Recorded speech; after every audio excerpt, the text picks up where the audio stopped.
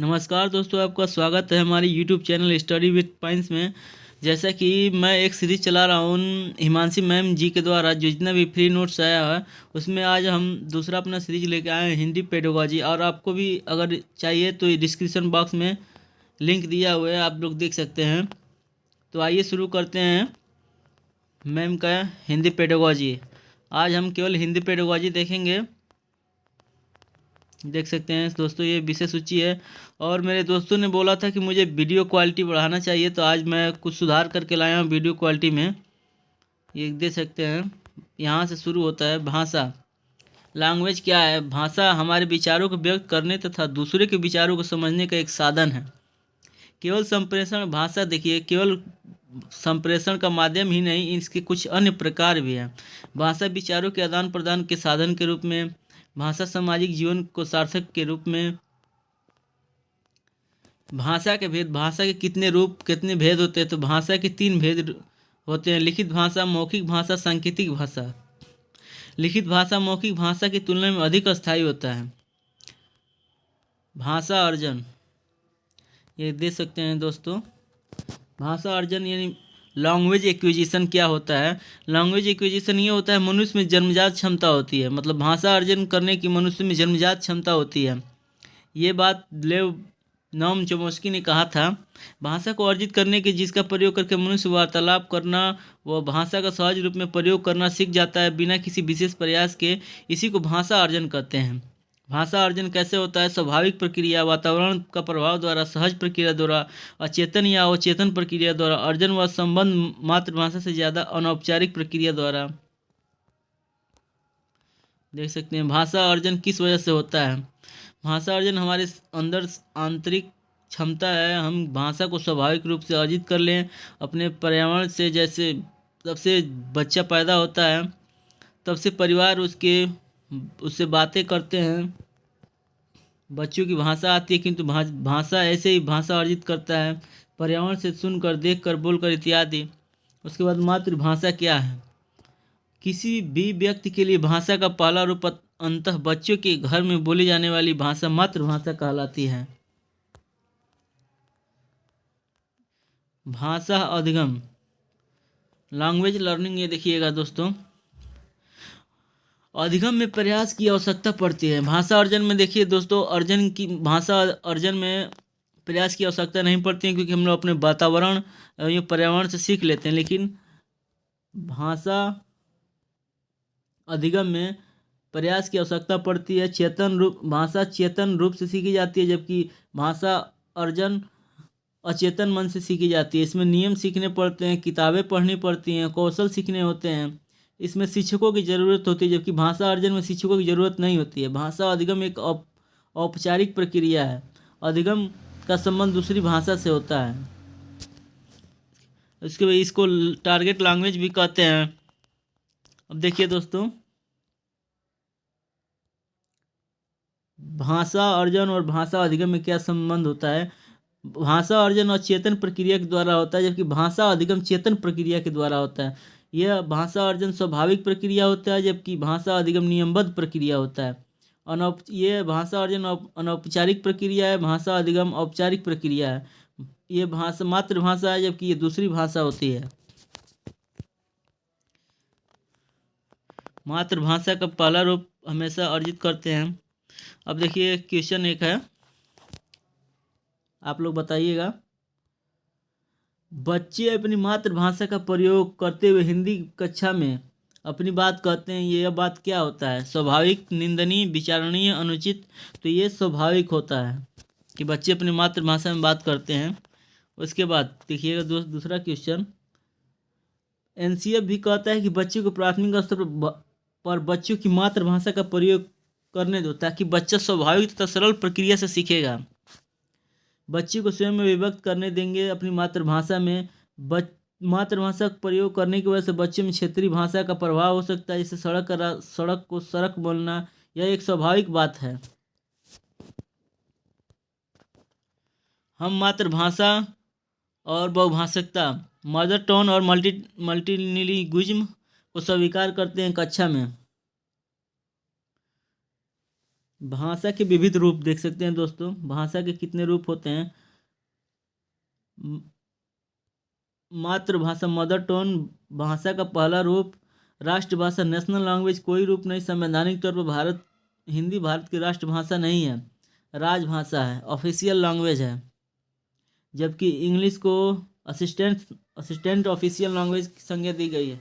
भारत के 1963 के OLA official language act के तहत आर्टिकल 343 फर्स्ट हिंदी भारत की राजभाषा है। ये देख सकते हैं, हिंदी भारत की राजभाषा है। मानक भाषा राष्ट्र व कार्यालयीय भाषा की हिंदी को मानक भाषा माना गया है। शिक्षा व कार्यालयीय भाषा का प्रयोग इसमें होता है। भाषा सीखने के चरण देखिएगा दोस्तों, भाषा सीखने की 4 चरण है, जिसमें 6 सप्ताह में कुकना, 6 माह में बलबलाना, एक शब्द चरण एक शब्द का चरण 1 साल में,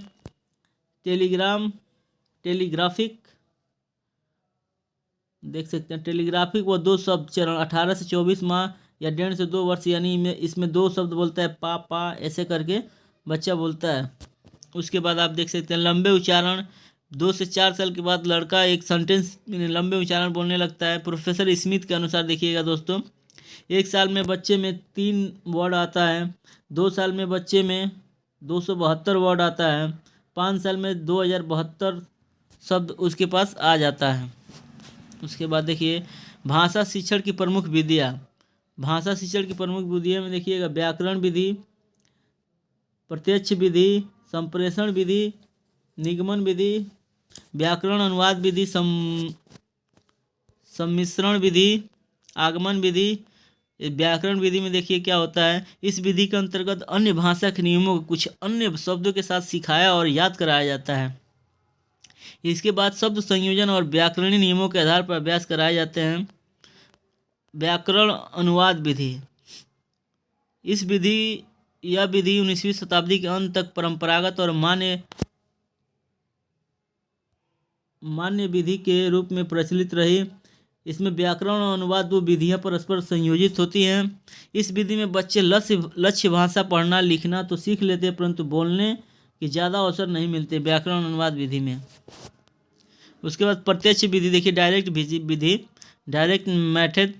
व्याकरण अनुवाद विधि के अनेक सीमाओं के कारण प्रत्यक्ष विधि का आविर्भाव हुआ है। इसे मौखिक वार्तालाप विधि भी कहा जाता है। इस विधि में शिक्षार्थी मातृभाषा की मध्यस्थता के बिना, यानी डायरेक्ट मातृभाषा की प्रत्यक्ष विधि में ज़रूरत नहीं पड़ती है, अन्य भाषा सिखाई जाती है। देखिए यहाँ पे इस विधि में बच्चों को मातृभाषा का प्रयोग नहीं किया जाता, केवल लक्ष्य भाषा का प्रयोग किया जाता है। सम्मिश्रण विधि में, इस विधि के अंतर्गत भाषा शिक्षण की प्रक्रिया के व्यवहारिक पक्षों का सम्मिश्रण है। इस सम्मिश्रण विधि में शिक्षक भाषा शिक्षण के विविध उद्देश्यों के अनुरूप और शिक्षण प्रक्रिया के विविध चरणों पर किसी भी विधि का चयन कर सकता है। सबसे इम्पोर्टेंट विधि ये है दोस्तों, देखना आगमन विधि। इंडक्टिव मेथड में देखिएगा, इसमें क्या होता है कि पहले लड़कों को उदाहरण से नियम की ओर लेके जाया जाता है, विशिष्ट से सामान्य की ओर ले जाया जाता है, ज्ञात से अज्ञात की ओर ले जाया जाता है।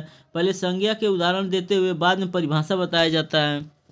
निगमन विधि में देखिएगा सीधे जस्ट उसके आगमन का उल्टा होता है। इसमें निगमन विधि में पहले नियम बताया जाता है, उसके बाद उदाहरण बताया जाता है। सामान्य से विशिष्ट की ओर जाया जाता है। उदाहरण के लिए देख लीजिएगा, पहले परिभाषा बताना, फिर उसके उदाहरण और प्रश्न हल करवाना। जीन पियाजे के अनुसार क्या वो बताए हैं, जीन पियाजे के अनुसार अहम केंद्रित वाक्य। जीन पियाजे ने भाषा के संज्ञानात्मक विकास के लिए बहुत महत्वपूर्ण नहीं माना है। जीन पियाजे ने भाषा को संज्ञानात्मक विकास के लिए बहुत महत्वपूर्ण नहीं माना है। इसका मतलब यह है कि इन्होंने बताया कि भाषा के विकास कैसे होता है। आत्म केंद्रित वाक्य क्या होता है? आत्म केंद्रित वाक्य का मतलब कि बच्चा खुद से ही बोल बोल कर बात करता है 2 से 6 वर्ष की उम्र में।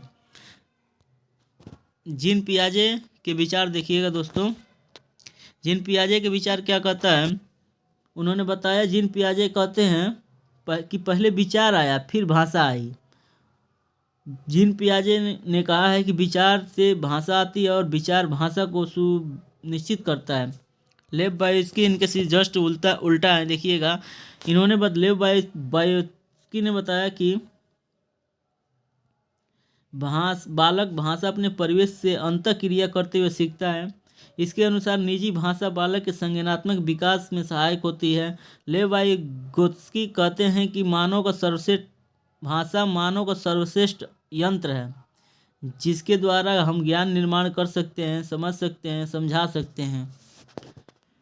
लेव वाइगोत्स्की के सिद्धांत का नाम सामाजिक संस्कृति सिद्धांत। लेव वाइगोत्स्की के सिद्धांत का नाम दोस्तों ये भी एक नाम ये भी है, देख लीजिएगा, सामाजिक सांस्कृतिक सिद्धांत उनका नाम है।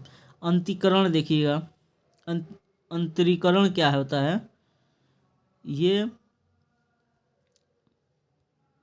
बालक बाहरी वातावरण के अवलोकन को अपने भीतरी आत्मसात करके सीखता है। यह संज्ञानात्मक विकास व भाषा दोनों के विकास में सहायक है। लेव वाइगोत्स्की के सिद्धांत में भाषा के 3 महत्वपूर्ण पक्ष है।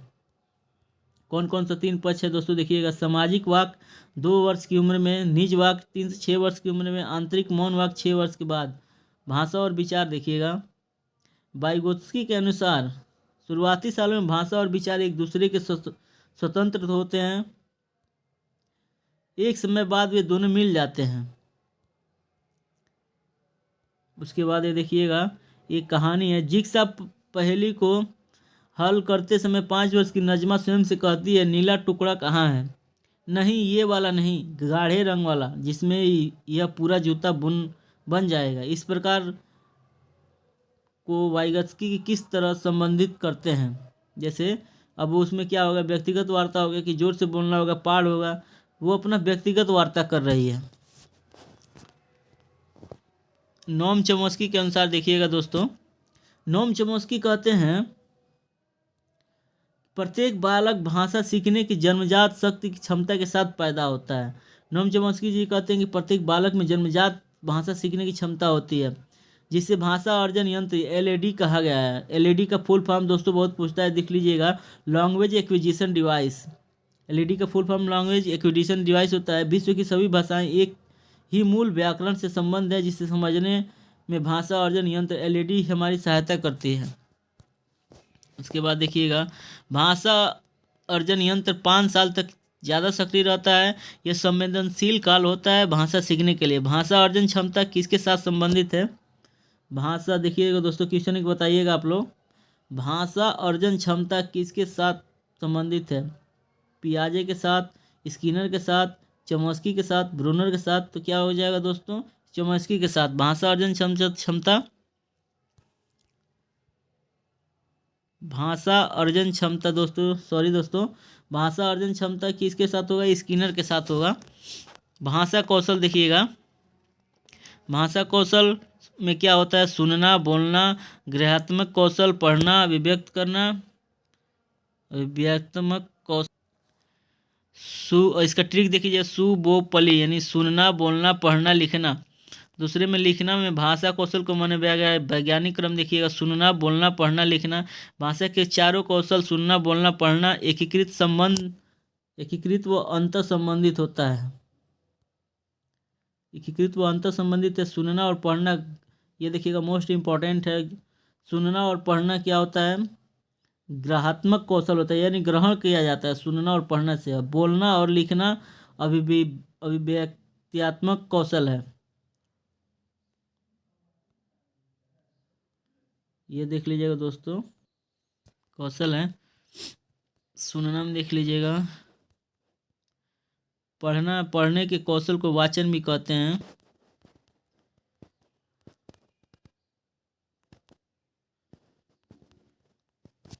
अब लैंग्वेज डिसेबिलिटी देख लीजिएगा दोस्तों, आपको यहाँ लेके चलते हैं। इसमें लैंग्वेज डिसेबिलिटी में 3 इम्पोर्टेंट है, जैसे कि आप लोग देख सकते हैं। एक पहला है पठन वैकल्प, डिसलेक्सिया। ये बहुत पूछता है, पढ़ने और लिखने में समस्या हो, यानी केवल पढ़ने में पूछेगा तो डिसलेक्सिया होता है। उसके बाद देखिएगा दोस्तों, और लिखने में अगर वो आएगा तो डिस्ग्राफिया हो जाएगा। शिक्षण के त्रिआयामी सिद्धांत जॉन डेवी ने दिया था। इसमें पहले उन्होंने बताया कि पहले विषय होता है, पहले विषय वस्तु बताया, तो उसके बाद छात्र आते हैं, उसके बाद अध्यापक आते हैं।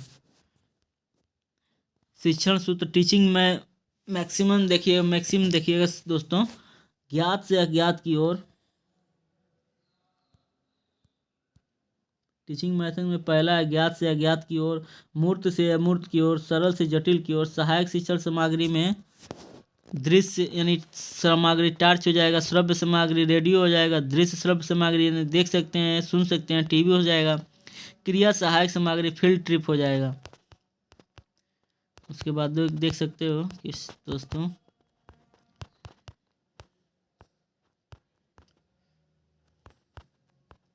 छात्रों को रुचि कुशलताओं को पहचान कर उनके अनुसार शिक्षण विधि को तैयार करना। इसमें मूल्यांकन होता है, आकलन होता है, मापन होता है। आकलन में हम देखते हैं कि बच्चे कैसे सीखता है। मापन में देखते हैं कि बच्चे ने कितने प्रतिशत सीखा है। आकलन और मापन दोनों मूल्यांकन का हिस्सा है। निदानात्मक परीक्षण, इसमें डायग्नोस्टिक टेस्ट में देखिएगा दोस्तों, जब शिक्षक छात्रों को किसी विषय में कार्य करने को देता है, उसमें छात्र असफल या कठिनाई अनुभव करते हैं तथा छात्र की असफलता व कठिनाई के पीछे कारण जानना ही निदान कहलाता है। निदान के बाद आता है उपचारात्मक शिक्षण दोस्तों, जब शिक्षक बच्चों की कमियों को दूर करके दोबारा से शिक्षण करवाता है तो वह उपचारात्मक शिक्षण कहलाता है। निदान के बाद उपचारात्मक शिक्षण किया जाता है। उसके बाद उपलब्धि परीक्षण देख लीजिएगा। इस परीक्षा का प्रमुख उद्देश्य यह अनुमान लगाना होता है कि शिक्षण कार्यक्रम से शिक्षार्थी ने क्या सीखा। उसके बाद देख सकते हैं दोस्तों, मुख्य कौशल में क्या क्या होता है। सुनना, बोलना, पुनर्वलन में बोलना, लिखना, बहुभाषिकता। एनसीएफ बहुभाषिकता के संसाधन को मानता है। बहुभाषिकता का मतलब है एक ही कक्षा में कई भाषा बोलने वाले बच्चे को होना। बहुभाषिक कक्षा में बच्चों की मातृभाषा के संसाधन के रूप में प्रयोग किया जाता है। क्वेश्चन देखिएगा दोस्तों, एक बताइएगा आप लोग, बहुभाषिकता हमारी पहचान है और हमारी क्या होगा आप बताइएगा। बहुभाषिकता हमारी पहचान है और हमारी सभ्यता, यहाँ पे सभ्यता भराएगा। उसके बाद यहाँ पे सभ्यता भराएगा। उसके बाद संस्कृति का अभिन्न अंग है। पाठ्य पुस्तक में देख लीजिएगा त्रिभाषा सूत्र, यहाँ पे इम्पोर्टेंट आ गया, देख लीजिए दोस्तों।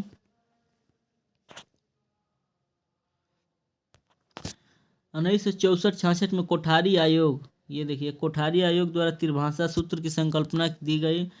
पहली भाषा के रूप में मातृभाषा या क्षेत्रीय भाषा को पढ़ाया जाएगा।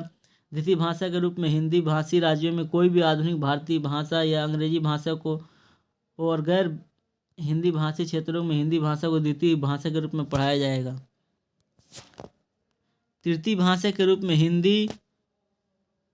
हिंदी व गैर हिंदी भाषी क्षेत्र दोनों राज्यों में अंग्रेजी या कोई भी एक आधुनिक भाषा जिसे द्वितीय भाषा के रूप में पढ़ाया जा सकेगा। इतना तक देख सकते हैं दोस्तों। और ज़्यादा अभी क्वेश्चन भी है, देख सकते हैं आप लोग क्वेश्चन। इसके बाद पूरा ये, अब जैसे आप लोग कमेंट में बोलिएगा कैसा वीडियो लगा, कहाँ पार्ट में गलती हो रहा है, उसको हम सुधार करेंगे।